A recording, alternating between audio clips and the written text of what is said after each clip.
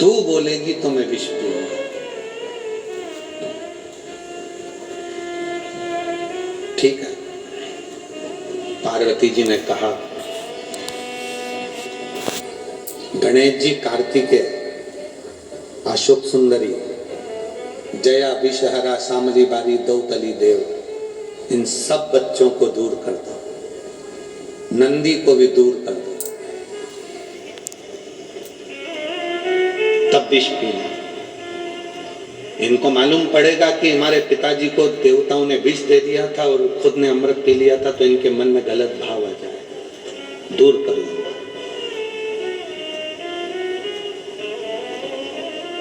इनको दूर कर दिया, सबको भेज दिया। गणेश जी चले गए, अष्टविनायक बनकर बैठ गए। कार्तिकेय गए, श्रीशैलम पर जाकर बैठ गए। अशोक सुंदरी काशी में जा गई। जया, विषहरा, शामली, बारी, दौतली देव हरिद्वार पहुंच गए। सब चल। नंदी बचा था। शिव जी ने कहा, नंदी, विष पीऊंगा, तुझे अच्छा नहीं लगेगा, तू जा।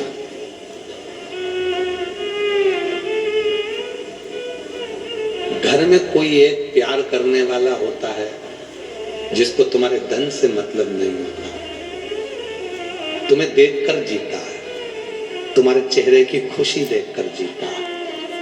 शिव जी के चेहरे की खुशी देखकर जीने वाला एक ही था, वो था देवकी देव महादेव का नंदी। इसलिए आज भी मंदिर के बाहर उनका चेहरा देखता रहता है बैठकर। वो जीने से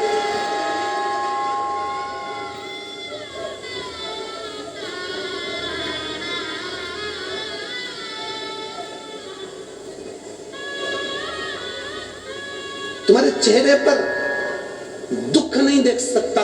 परिवार में कोई एक व्यक्ति, या तो तुम्हारा मित्र, दोस्त, सखा, पुराना कोई हो, या अभी का कोई हो, या कोई ऐसा हो जो कोई परिवार में, कुटुंब में, रिश्ते में, नाते में, दोस्तों में, मित्रों में, तुम्हारे बेस्ट फ्रेंडों में, कोई तुम्हारे नौकर में, चाकर में, कोई काम करने वालों में, कोई तुम्हारी ड्राइविंग करने वालों में, कोई तुम्हारी फैक्ट्री में काम करने वालों में, तुम्हारे घर में रोज आने जाने वालों में कोई एक ऐसा होगा जो तुमको बहुत प्यार करता होगा। वो तुम्हें दुखी नहीं देख सकता।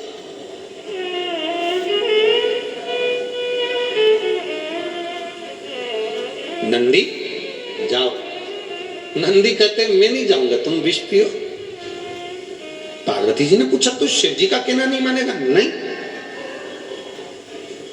विष पीने के बाद हो सकता है इनको चक्कर वक्कर आ गए, गिर पड़ गए, तो मुझे लेके भगना पड़ेगा ना हॉस्पिटल। ड्राइवर का होना और गाड़ी का होना तो जरूरी है ना। शिव जी मुस्कुराकर बोले, मैं विष पीऊंगा, थोड़ा बहुत गिर गया तो। नंदी बोले, आपके पास रहकर चिंता मत करो, थोड़ा बहुत अगर विष नीचे गिर भी गया, आप चाहते हो ना किसी को नहीं मिले, मैं बैठा हूं, जो गिरेगा ये नंदी चाट जाएगा, नंदी चाटेगा, आप चिंता मत करो। कभी कभी जिंदगी में ऐसा समय आता है जो सज्ञ हैं वो 500 रुपए नहीं देते। जिस ड्राइवर ने, जिस वर्कर ने, कोई मित्र ने, जिसके पास कुछ भी नहीं था, जो तुमसे प्यार करता है, वो कह देता है, साहब चिंता मत करना, आप आंटी जी चिंता मत करना, मैं तुमको लाकर देता हूँ, तुम तो तुम्हारा काम करो, बेटा तुमको पढ़ाई करना है, कोई नहीं देगा ना, मैं दे दूंगा, तुम चिंता मत करो। साधारण व्यक्ति जिससे सोचा ही नहीं था, प्रेम था उसके अंदर, उसने अपनी तनख्वाह में से, अपनी जेब में से लाकर दे दिया। ये लो, दुखी मत हो, दुखी मत हो। नंदी, तुम विष पियो, गिरेगा, मैं चाहती।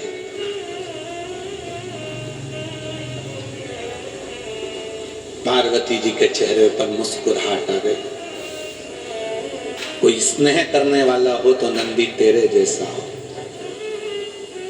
किसी को नहीं देखता, केवल शिव को देखता, केवल शिव।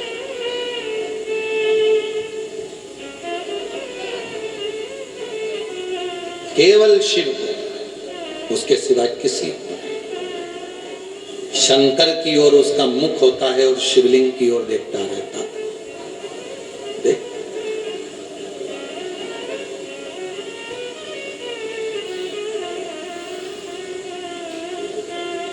देखता। कभी जिंदगी में कोई अच्छा मित्र, कोई जीवन में अच्छा सखा एक ऐसा होता है जो तुम्हारे पीछे खड़ा होता है, पीछे।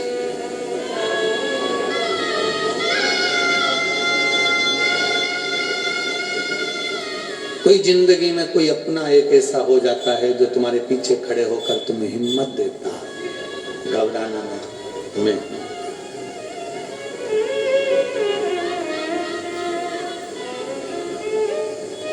लोग धर्म पत्नी को केवल धर्म पत्नी मानते हैं और उसको सोचते हैं कि करवा चौथ आएगा तो साड़ी मांगेगी, जेवर मांगेगी, रकम मांगेगी।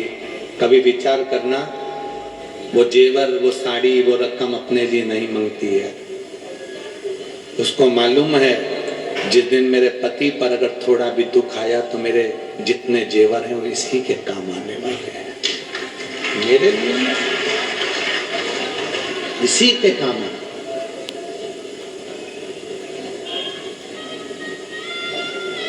इसमें कोई चाहने वाला अगर मिले, फिर निवेदन करूंगा, प्यार में धन नहीं होता, प्यार में पैसा नहीं होता, और प्यार चेहरा देखकर नहीं होता। प्यार तो दिल से एक दूसरे के भाव मिलना चाहिए, स्नेह मिलना चाहिए, वो प्रेम, वो वात्सल्यता।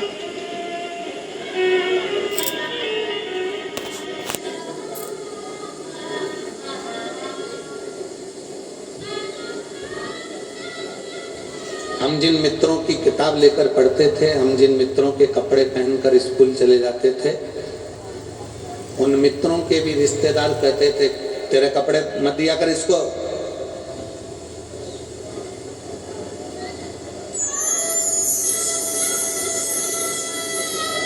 अपने कपड़े क्यों देना किसी को? उसके घर में खाने का नहीं है, तू उसके कपड़े पहनेगा तो तेरे घर में भी कुछ नहीं बचेगा।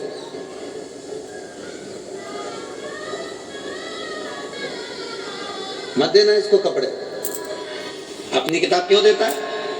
बहुत सारे मिलते थे, फिर भी एक हमारा मित्र ऐसा था कि वो चुपचाप से स्कूल के बैग में कपड़ा फंसा कर लाता था, शर्ट, और लाकर दे देता था, आज ये वाली शर्ट पहन के चले जाना एग्जाम में, तेरी क्लास अलग है, मेरी क्लास अलग है, चले।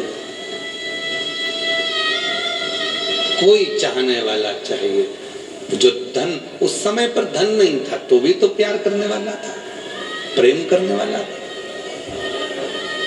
कोई चाहने वाला चाहिए, स्नेह करने वाला चाहिए, तो प्रेम धन से।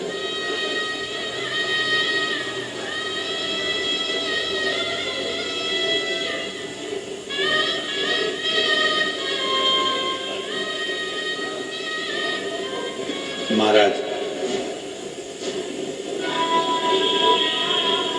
जब स्नेह पार्वती जी ने देखा शिव जी को कि शंकर भगवान विष पीने की तैयारी में है, पार्वती जी ने विचार कर लिया मेरे पति विष पिएंगे,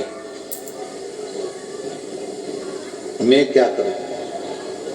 आद्य शक्ति जगत जननी जगदम्बा दुर्गा भवानी जैसे ही शिव विष पी रहे थे, पार्वती जी उनके कंठ में जाकर बैठ गई। मां पार्वती कंठ के अंदर विष को नीचे उतरने ही नहीं दिया। उतरता तो मरते ना, उतरा ही नहीं।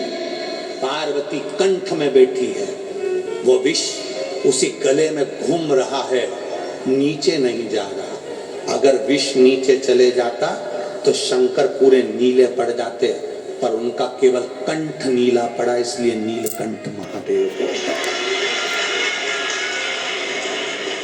नीचे ही नहीं गिरने दिया, विष को जाने ही नहीं दिया, कंठ पर रोक दिया। मेरी जीजियों, मेरे जीजाओं, घर की एक धर्म पत्नी केवल ऐसी होती है, तुम्हें लगता है कि वो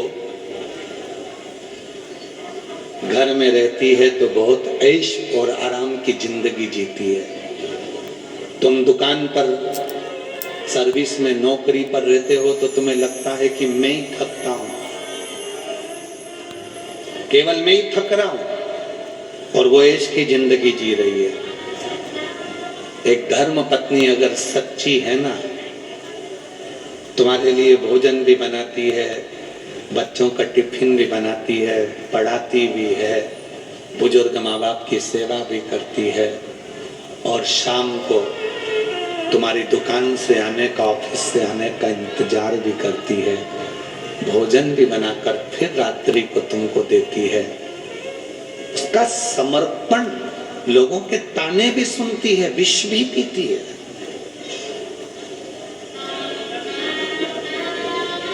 वो सच्ची धर्म पत्नी।